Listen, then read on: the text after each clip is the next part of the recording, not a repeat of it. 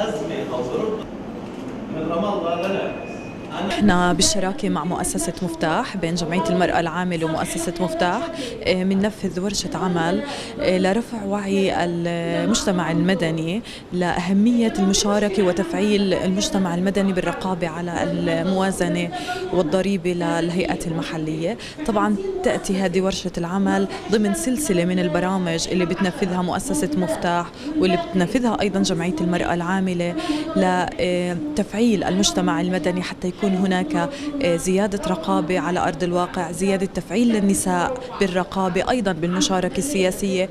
ينصب العمل المؤسساتي على تفعيل النساء بالمشاركة السياسية وبالمشاركة بالهيئات المحلية، وأيضا حتى يكون هناك وعي للمجتمع المحلي بحقوقه وواجباته والمطالبة بحقوقه وإعطاء واجباته للمجتمع الفلسطيني. هذا البرنامج ينفذ بالشراكة مع عدد من مؤسسات المجتمع المدني المتمثلة بالائتلاف أمان ومركز إبداع المعلم ومعهد أريج بتمويل ودعم من مؤسسة أوكسفام نوفل.